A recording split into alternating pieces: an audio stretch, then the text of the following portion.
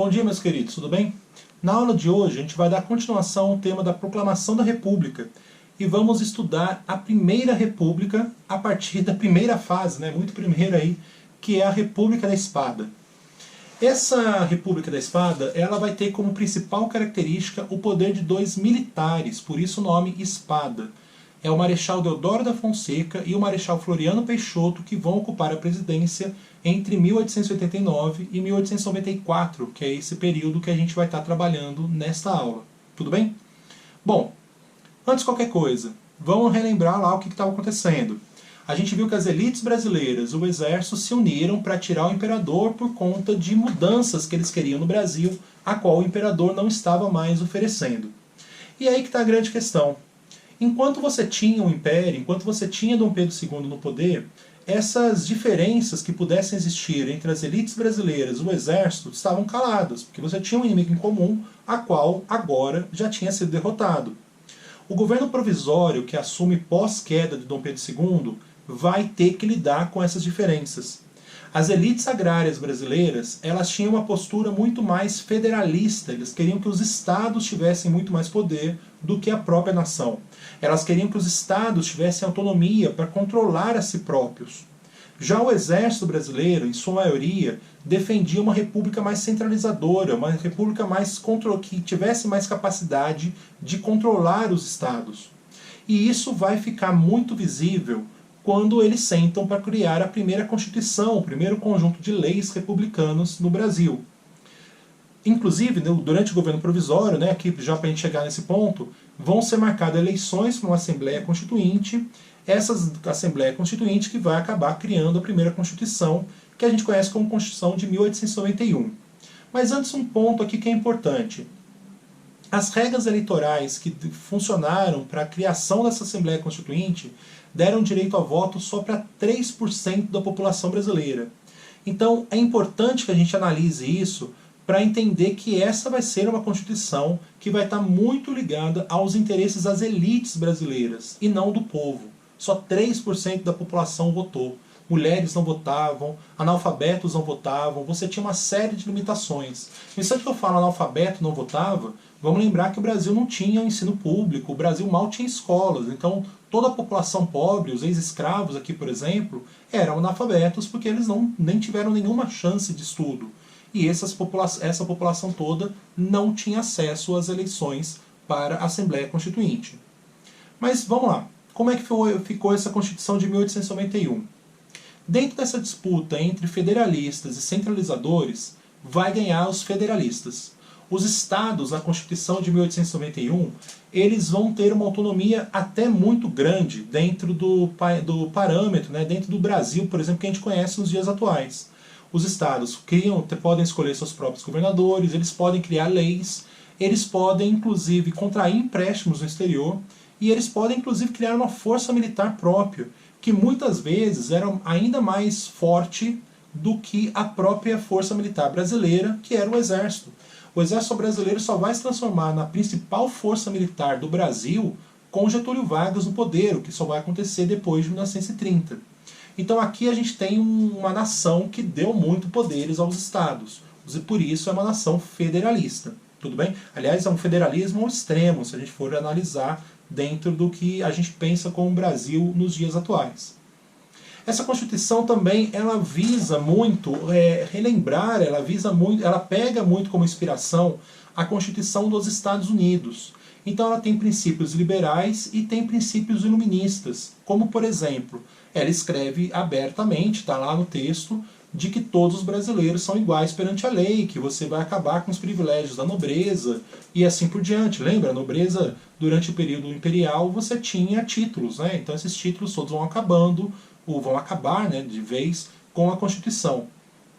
No entanto, é bom que a gente aqui analise que o que está escrito é uma coisa e o que funciona na prática é outra e geralmente não são muito parecidas não. Por exemplo, para a gente ver como essa desigualdade não era muito visível, a questão do voto.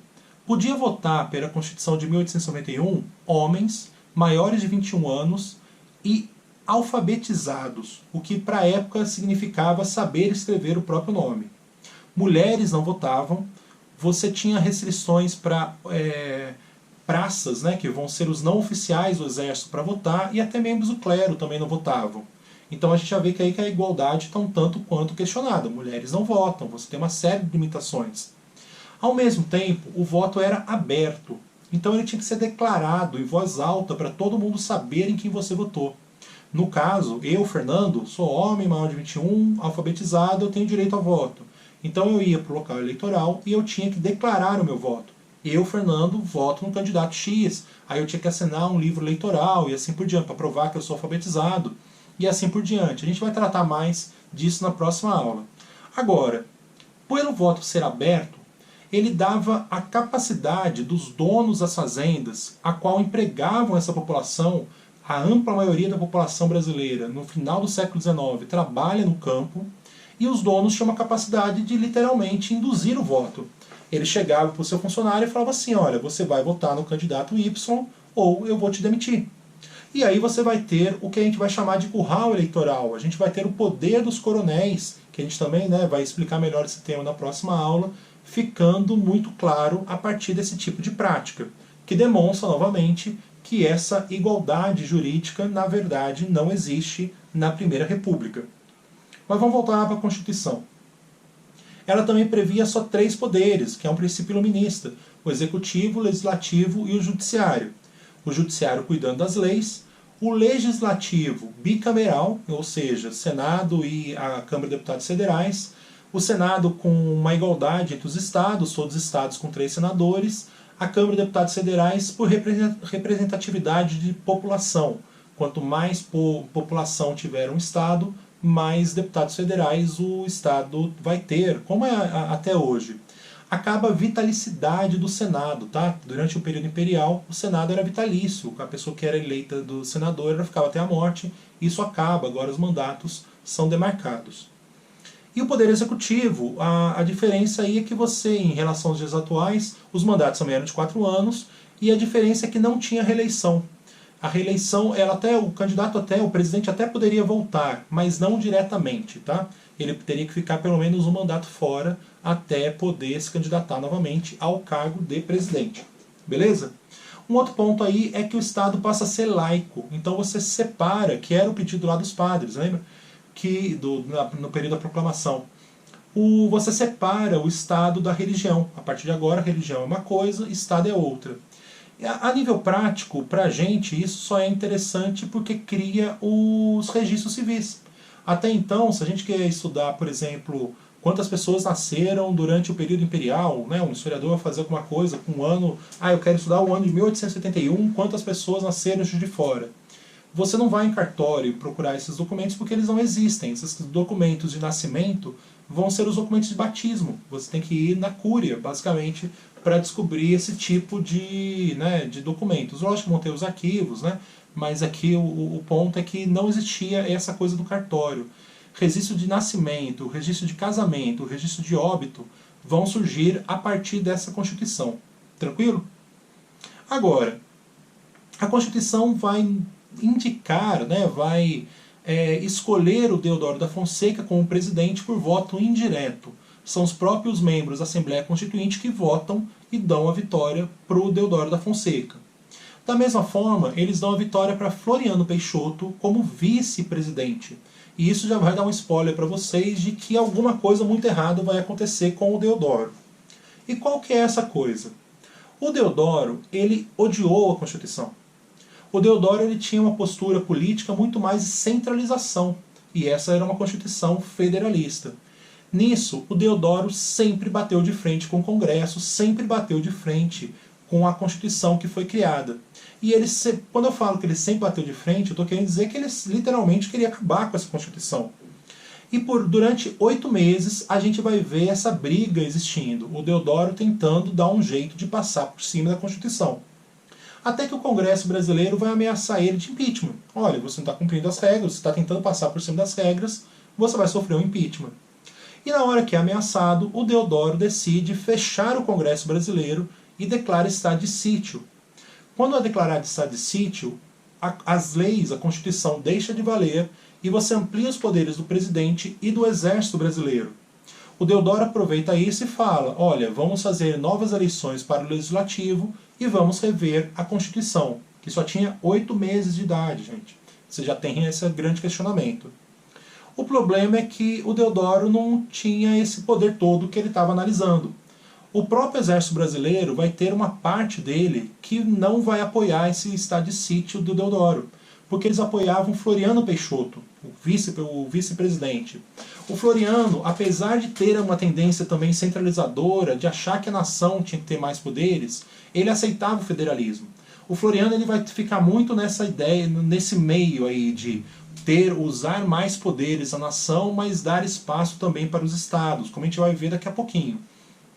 E o fato desse grupo ligado ao Floriano não apoiar o Deodoro no estado de sítio já vai começar a trazer muitos problemas para o Deodoro. Além disso, a Marinha chega a ameaçar bombardear o Rio de Janeiro se o estado de sítio fosse mantido. E as elites brasileiras, federalistas, né, que eu estou falando dos latifundiários, eles claramente rompem com o Deodoro de vez. E o Deodoro começa a sentir medo até de se instalar uma guerra civil no Brasil. O que seria, né, a proclamação teve uma guerra civil e agora você teria, por conta da Constituição, e com esse medo todo e sem muito apoio, até historiadores falam que ele estava doente nessa época, o Deodoro decide renunciar. Em novembro ainda de 1891, ele renuncia. Tudo isso, tá? Fechar o Congresso foi tudo em novembro de 1891. Foi muito tempo esse fechamento, não. No mesmo dia da renúncia do Deodoro, o Floriano Peixoto assume. Mas eu vou segundo um pouco aí esse pensamento que o Floriano assume, porque o Deodoro tem mais um ponto aí para a gente estar falando e que vai ser crucial para a gente entender o governo de Floriano. O que aconteceu ainda no Deodoro? Quando ele assume, ele vai trazer Rui Barbosa como seu ministro da Fazenda, o cara que vai cuidar da economia. E o Rui Barbosa ele vai decidir que o Brasil precisava de um processo de industrialização muito claro. Assim. O Brasil era visto como muito agrícola, muito agrário, e era necessário industrializar. Para você gerar essa industrialização, o Rui Barbosa até começa a criar algumas leis de proteção. Ele vai aumentar alguns impostos, baixar os impostos aqui no Brasil para a produção industrial. Mas o ponto principal é que ele vai fortalecer, ele vai facilitar o crédito a quem tivesse uma proposta de abrir uma indústria. Basicamente, ele vai acordar com os bancos que os bancos poderiam emprestar dinheiro para quem tivesse uma proposta, para quem tivesse um projeto de indústria. Inclusive, ele permite que 4 bancos brasileiros imprimissem dinheiro para gerar esses empréstimos. E é esse problema que vai começar a causar o problema, o fato que os bancos puderam imprimir dinheiro. Mas antes de a gente falar da impressão, esses empréstimos nem sempre eles eram muito bem realizados. Por quê? No instante que o governo chegou e falou vamos ajudar a população a abrir indústria, lógico, a população não, tá gente? Aqui a gente tem que analisar que só os ricos que vão ter acesso, né? Que vão ter a possibilidade de conseguir esses empréstimos para abrir essas indústrias. Mas muita gente foi lá pegar dinheiro, emprestar nos bancos e não criou a indústria. Ele literalmente falou que tinha... Essa pessoa foi ao banco, literalmente falou que tinha uma proposta, mas não criou. E como você não tinha muitas informações circulando, sabia-se que a pessoa foi lá no banco, pegou o dinheiro, que ela vai criar uma indústria. E se depois ela chegasse na Bolsa de Valores e falasse, gente, vou abrir uma sapataria, minha sapataria não tem concorrência e tá aqui as ações. Como aquela sapataria não tem concorrência, porque lembra, o Brasil não era industrializado, muita gente ia analisar que aquele projeto, né, aquela proposta daria lucro e tentaria comprar aquelas ações. Só que a pessoa que falou que abria a sapataria, na verdade, ela só estava dando um golpe. Ela nunca tentou de fato abrir a sapataria. Ela não alugou um galpão, ela não comprou máquinas nem nada. E quando as pessoas que compraram as ações, e pensa, quando as pessoas estão todas querendo comprar aquela ação, os preços sobem. Quando as pessoas perceberam que era uma mentira, literalmente o preço da ação vai a zero, até porque a fábrica não existe. E todo mundo que investiu acaba perdendo dinheiro. A pessoa que ganhou dinheiro com essas vendas de ação, os especuladores, eles literalmente colocaram dinheiro no bolso e, olha, é lei de mercado ali, assim, o funcionamento do mercado das bolsas de valores, ela não tem essa questão, se uma empresa faliu, você perdeu seu dinheiro. E aqui vai funcionar mais ou menos nesse sentido, as empresas faliram. O governo até vai tentar prender alguma dessas pessoas, mas o estrago já estava feito quando o governo começa a tentar atuar contra esses especuladores. Só que não foi, né, só as elites que perderam dinheiro nisso. Porque lembra, foi impresso dinheiro novo. E esse dinheiro foi impresso sem nenhum tipo de controle do governo. E isso vai fazer com que os valores subam, vai fazer com que o Brasil tenha inflação. O Brasil dessa época, a gente está em 1891, ele tinha o padrão ouro. Então você tinha dinheiro em circulação baseado na quantidade de ouro que o Brasil tinha. Quando você coloca mais dinheiro no mercado, significa que você vai precisar de mais dinheiro para comprar aquela quantidade de ouro. O valor do ouro sobe. E como os outros países também se baseavam no padrão ouro, literalmente o seu dinheiro, na hora que o dinheiro brasileiro, na hora que foi impresso mais, ele perdeu valor. E como boa parte dos produtos que o Brasil comprava eram importados, todos esses produtos ficaram mais caros. E literalmente ficou mais caro viver no Brasil. É a inflação. Essa política econômica, que a gente dá o nome de encilhamento, acabou gerando a primeira crise econômica republicana do Brasil. O Brasil já teve outras crises econômicas antes. Essa é a primeira grande crise econômica republicana. E lembra, o Brasil só estava com 2 anos de idade no meio disso tudo. Um parênteses aí, porque o nome é encilhamento. Encilhamento é o período antes das corridas de cavalo, quando as pessoas vão fazer as apostas. E era basicamente o que aconteceu aqui. Como você teve essa especulação ganhando muita força, era muito uma aposta. Então os primeiros historiadores que estudaram esse período, estudaram essa prática, deram o nome de encilhamento para essa prática. Então a política do encilhamento é essa especulação toda, é essa inflação que vai ser criada e vai gerar essa crise econômica toda no Brasil. Mas quem vai ter que resolver isso aí vai ser o Floriano. O Floriano então pegou lá do Deodoro o poder, né, no mesmo dia que o Deodoro renuncia, o Floriano assume, e ele vai ter que lidar com isso.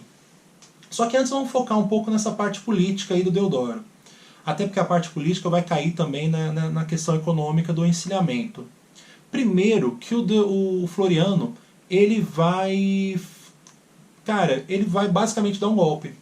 Porque o que era previsto nessa Constituição? Era previsto que se o presidente não tivesse exercido metade do seu mandato, e saísse por algum motivo, impeachment ou renúncia, como foi aqui o caso, né, o presidente renunciou, o vice-presidente assumiria para marcar novas eleições. E o Floriano decidiu que não faria isso. O Floriano decidiu que ele ia até o final do mandato, que era em 1894. Só lembrando que o Deodoro ficou só 8 meses no poder. Então você deveria marcar novas eleições. O grupo do Floriano vai falar que as regras eleitorais só vão valer para a próxima Constituição. Lembra que inclusive você não teve voto popular, o Floriano foi eleito, né, como vice indiretamente. Então eles vão alegar que, olha, isso só vai valer para as próximas eleições. O grupo do Deodoro, que vai bater mais essa questão de centralização, que estava defendendo o Deodoro, o Floriano vai mandar prender. Eram 13 generais, os principais nomes. O Floriano literalmente aposenta os generais e manda eles para a cadeia, basicamente. E aí o Floriano ele vai usar muito de uma habilidade política para conseguir se garantir no poder. Primeiro que ele vai fazer um acordo com as elites paulistas, que eram federalistas. O Floriano, por mais que ele tivesse uma certa centralização, ele usava muito do seu poder para impor coisas, ele vai trazer uma série de ministros paulistas para o seu governo, ele vai apoiar algumas medidas federalistas e ele vai garantir uma certa estabilidade para o seu governo por conta dessas alianças. E além disso, como ele herda essa crise econômica do encilhamento, o que ele vai fazer? Ele vai começar com uma política de tabelamento de preços. Ele vai estabelecer preços máximos que podiam ser cobrados por diversos produtos. Inclusive ele vai baixar o preço de produtos de primeira necessidade da população. Ganha muito destaque nos livros de história a carne e a batata. E isso vai fazer com que a população brasileira gostasse muito do Floriano. O Floriano acaba sendo muito popular até a sua morte, inclusive. Ele passa o poder em novembro de 1894 para Prudente de Moraes. Ele vai morrer em junho de 1895, mas nesse meio tempo você tinha pessoas que literalmente idealizavam Floriano no poder. Você tinha todo o movimento que a gente chama de florianismo, que era dessa ideia de, olha, o Floriano tem que ficar no poder e ele é o cara para ser presidente e assim por diante. E o Floriano vai usar muito dessa popularidade também para conseguir mandar durante todo a sua gestão, né, no caso aí. Mas não foi simples para o Floriano não, tá? Porque ele vai ter que enfrentar duas revoltas. A primeira revolta a gente conhece como a revolta da Armada e é a revolta da Marinha. A Marinha brasileira, com a proclamação, teoricamente ela foi a que mais perdeu. A Marinha tinha uma ligação muito grande com o Império Brasileiro. O Dom Pedro II apoiava a Marinha, eu falei isso para vocês no vídeo da proclamação. E dava títulos, dava cargos, e a Marinha se viu muito perdida nisso. Quando Deodoro renunciou, né, declarou estado de sítio, eu falei, vocês aqui agora, a Marinha chegou até a ameaçar bombardear o Rio de Janeiro. Não bombardeou, mas em setembro de 1893, essa revolta da Armada, essa revolta da Marinha Brasileira, vai existir novamente. Um grupo de oficiais vão tomar alguns navios de guerra e dessa vez sim, eles vão chegar a bombardear o Rio de Janeiro. Qual que era a exigência deles? Eles queriam que ocorressem as eleições, eles alegavam que o Deodoro está aí porque ele deu esse golpe para ficar e ele não deveria ter ficado. Eles exigiam as eleições na hora e literalmente eles queriam a saída do Floriano. O ponto aqui para ser analisado é que o líder da revolta tinha pretensões eleitorais, ele tinha interesse de tentar virar presidente. E por isso muitos historiadores colocam que acaba sendo, né, a grande motivação da revolta da Armada. Mas eles não vão ter muito sucesso. Assim. O Brasil ataca também, né, vai usar os seus fortes, vai usar outros navios. A elite paulista empresta um dinheiro para a nação e o Brasil compra navios de guerra para combater a revolta da Marinha. Os fortes estão atacando. Os fortes, né, pensando como estrutura de canhões, né, que vão ter no litoral brasileiro. E eles vão conseguir, a Marinha essa revolta consegue sobreviver até março de 1894, né, o ano seguinte, mas começa a faltar munição, comida, eles começam a ter diversos problemas. Uma parte abandona a revolta, pede asilo político em Portugal, o que já demonstra também essa ligação com o próprio Império. Tá? Portugal estava sendo governada pela filha de Dom Pedro II nesse instante. E uma outra parte vai para o Rio Grande do Sul. Por que o Rio Grande do Sul? Porque lá também estava tendo uma revolta contra o Floriano Peixoto. Essa revolta do Rio Grande do Sul é a revolta federalista, a Revolução Federalista. E lá você tem dois partidos políticos que estavam lutando pelo poder no estado do Rio Grande do Sul. O Partido Republicano Rio-Grandense e o Partido Federalista.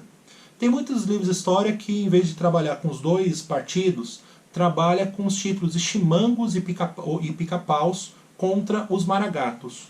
Os chimangos ou pica-paus são os membros do Partido Republicano. Já os maragatos são os membros do Partido Federalista. O que ocorre lá? Quem estava no poder eram os membros do Partido Republicano. E os membros do Partido Federalista tinham uma visão política muito diferente e não aceitavam esse poder dos republicanos. O que os federalistas queriam? Os federalistas eles falavam em república parlamentarista, onde a nação tivesse muito mais poder do que os próprios estados. Eles queriam acabar com o federalismo. Dá para a gente associar os federalistas muito mais ao império, porque olha, parlamentarismo é o que tinha no império e uma centralização é o que tinha no império. Então a gente pode meio que analisar que os federalistas eles tinham essa tendência imperial, mas eles não queriam o império de volta, tá? Era uma república que eles estão pensando nesses moldes. Já o Partido Republicano era o partido das elites mesmo, no sentido de lutar por autonomia do Estado, o federalismo. O Floriano apoiava o Partido Republicano. Tá? Então o Exército Brasileiro, sob o comando de Floriano, vai participar desse conflito, ajudando os chimangos, né? Aí o Partido Republicano Rio-Grandense. São 18 meses de luta, tá? Isso só vai acabar em 1895, e aqui tem um ponto interessante, passa até do governo do Floriano, só vai acabar essa revolta já no governo de Prudente de Moraes, né? Que eu já vou falar um pouquinho sobre ele daqui a pouquinho. E aí o que vai acontecer? Você vai ter até uma expansão, tá? Vai ter batalhas em Santa Catarina, você vai ter batalhas até no Paraná. Mas os republicanos, né, os chimangos, acabam vitoriosos, acabam aí vencendo os federalistas, né, e acabando com essa revolta. Mesmo então aí dentro, né, ainda dentro desse período de revolta, o Floriano, lá no Rio de Janeiro, ele vai continuar, né, tá continuando seu governo, ele vai vencer a revolta da Armada, mas nas eleições que vão ser planejadas para 1894, ele vai apoiar o candidato do Partido Republicano Paulista, Prudente de Moraes, que vai ser o vitorioso. E no dia 15 de novembro de 1894, o Floriano passa a faixa presidencial para o Prudente, que passa a ser o primeiro presidente civil do Brasil. E ele também é o primeiro presidente eleito por voto popular, tá? Aquelas leis eleitorais que eu falei no início do vídeo vão valer para a eleição do Prudente. Ele é o primeiro presidente eleito de voto direto, né? Lembrando que o Deodoro e o Floriano foram eleitos de voto indireto, né? O Floriano assumiu por ser vice. Tudo bem? Na próxima aula a gente vai ver como é que foi esse governo das elites, né? O governo aí de Prudente de Moraes e para frente, a gente vai falar dos coronéis, a gente vai falar da chamada República Oligárquica. Tudo bem? Qualquer dúvida, manda aí os sinais de fumaça virtual, estou sempre às ordens no que for possível. Um abração para vocês e até a próxima.